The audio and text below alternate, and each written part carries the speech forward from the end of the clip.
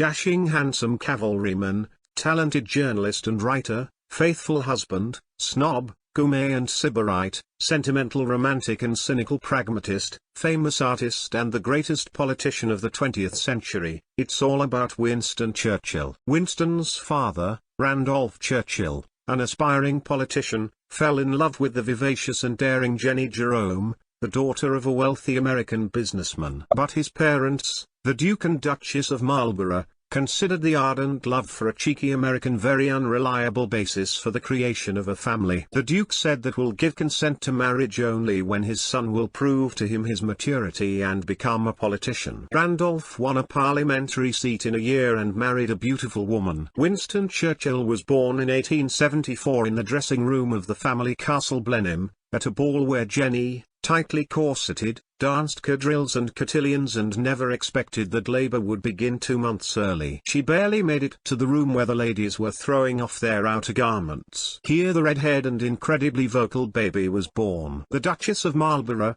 Jenny's mother-in-law, later said, "I've seen a lot of babies, but never one that screamed so terribly." Yes, Churchill knew how to draw attention to himself, literally from the moment he was born. In high society, it was considered bad form to pay much attention to children. Randolph was busy with his career. Jenny helped her husband, and in her spare time ran balls. Churchill was brought up by his nanny, Anne Everest, an intelligent and educated lady, the nearest and dearest person to him. At the age of 8, Winnie was sent to a prestigious school where children were physically abused and beaten mercilessly. His parents moved their son to another school that was not so tough. The boy was very homesick, but no one reckoned with his mood, and he was required to be tough and courageous. He sent his mum a letter, "Mummy, it is very cruel of you not to write to me." Jenny sketched a guest list for the next party on the back of the letter and didn't reply to her son. And Randolph did not talk to his son at all,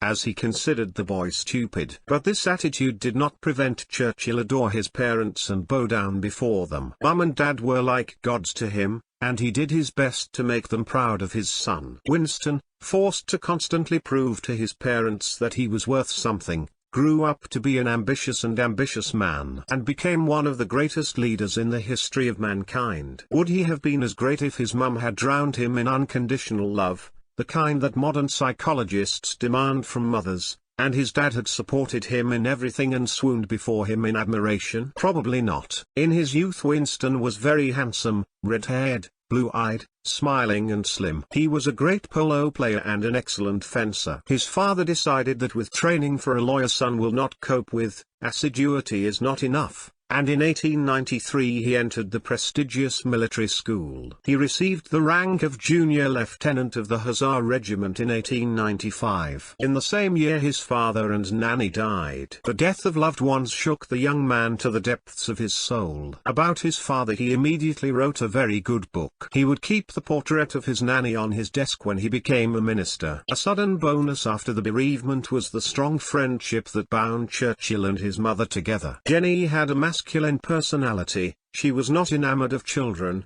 but delighted with intelligent adults. She helped her son in everything he asked for, from meeting a pretty girl to patronage at work. The first thing Winston asked his mum to do was to let her help him get into a real war. And thanks to her connections Churchill was sent as a war correspondent to Cuba, where the people had risen up against the Spanish. He participated in the fighting on the side of Spain, made reports and earned them good money. He received the Spanish Order of Honor for bravery. Forever addicted to cigars and siesta. Then his regiment was transferred to India, where he traveled a great deal and out of boredom fell in love with the lovely Pamela Plowden, the daughter of an officer. He began to court her. But as soon as he had the opportunity to go to war and crush the Pashtun rebellion, he instantly forgot about love and left. Then he was sent to Sudan. After Sudan, he wrote a book, War on the River, which became a bestseller. In 1899, Winston retired. He remembered Pamela and proposed to her. She turned him down. "How can you marry a man who keeps running away to war?" He tried to run for Parliament for the Conservatives, but lost because he was too young for his mature voters. Almost unhappily, the new experience was worth it, and he left the old-fashioned nerdy Conservatives for the more modern Labour. The Anglo-Boer War broke out in southern Africa, the Dutch settlers Boers wanted to separate from the English settlers and the British Empire. Churchill was sent to cover the progress of the war. He crossed the country on an armoured train with a large detachment of Englishmen. They were attacked by Boer guerrillas. The armoured train hit a block of boulders and derailed. Churchill took command and organised repairs. The tracks were cleared, but only the wounded could be taken away in the surviving carriage of the train. The rest surrendered as prisoners. Churchill tried to escape. He was captured and sentenced to be shot, but then they learnt that he was one of the noblest officers in England, and decided to hold him for exchange for their own. He miraculously escaped a month later, and for weeks he walked across the steppe, through the nights, to reach the frontier with the Portuguese colony. He stole food from the villages. His strength was failing him, so he decided to trust his instincts and headed for a farmstead that seemed safe. A white European-looking man looked at him and said, "I recognize you. You're Churchill. They're looking for you all over the country. There's a bounty on your head. You're in luck. I'm the only Englishman for miles around." At the risk of his life, he helped Churchill reach English territories. There Churchill was greeted as a national hero. He signed autographs and accepted bouquets. Crowds gathered in the streets and applauded him. Winston reported his miraculous rescue to the War Office. And on a wave of popular admiration, he made it into Parliament. Winston fell seriously in love at the age of 34. His beloved was 23, the daughter of a poor army officer. Her mother was so fond of her that her husband dissolved the marriage. He would have tolerated one lover, well, maybe two. But his wife was in touch with 9. As is often the case, her daughter was modest and reserved, very intelligent, well-educated, and had a part-time job teaching French. She wanted an interesting life, not just a prosperous one, and had turned down 3 suitors before Churchill, as they were all boring. The romantic Churchill proposed to her at Blenheim, the castle where he was born. He took Clementine to the magnificent rose garden. Suddenly there was a thunderstorm, and the lovers took shelter from the rain in a gazebo on the shore of the lake with swans. Winston asked Clemmy to become his wife. The girl said yes, and he gave her a magnificent engagement ring with a ruby and 2 diamonds. Friends thought that the young would soon run away, as Churchill worked incredibly hard and was characterized by a very capricious temper. But they lived together for 57 years and had 5 children. They always kept their distance. They slept in separate bedrooms and never ate breakfast together. They also holidayed apart. Clementine liked the tropics and heat, Winston, north and cool. Churchill, like all politicians, loved to talk and could not stand to listen, so Clementine wrote him letters, 1,700 for all the years of marriage. Winston gambled in casinos, drank every day, smoked in bed and fell asleep with a burning cigar in his teeth. He would have been damned uncomfortable in his personal life if Clementine had fitted him to the standard of a normal husband. But she never did. Her husband was great, not standard. Winston was made Home Secretary at the age of 35, and during the First World War he became head of the Admiralty. Officers almost prayed for him. He rearmed the navy and converted it from coal to oil. In 1915 Churchill conceived a daring plan, the landing of the Allies in the Dardanelles Strait and the subsequent capture of Constantinople. Unfortunately, the operation failed. England's losses totaled 119,000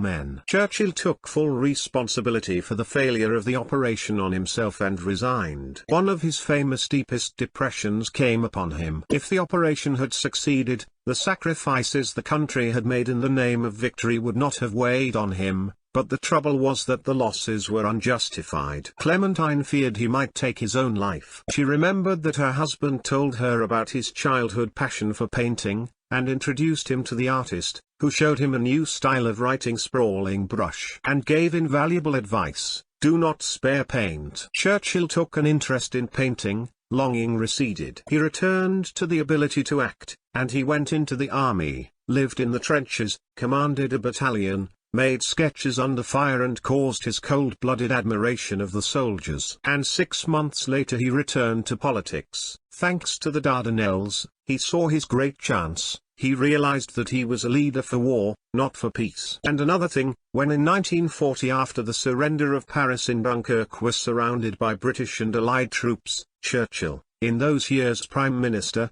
managed the incredible. In 3 days from the coast evacuated about 200 British and about 140 French and Belgians. These he was able to save. In the early 20s, Churchill bought and remodeled a luxurious estate in Charteville. In the late 20s, he became Secretary of the Treasury. And then the great financial crisis played out, during which Churchill lost his position and all his savings. He went to business negotiations in the US and there accidentally fell under the car. With broken ribs and concussion, he was taken to hospital. Friends and his wife feared that misfortune would break Winston. But that was not the case. This is not the Dardanelles. Winston had no guilt complex about the global economic crisis. He simply took up another business and in 8 years wrote 14 volumes of research on various historical topics. The books sold well, and the family did not need anything. He watched with contempt as European politicians and Stalin indulged Hitler. He knew that Britain would have to go to war with him,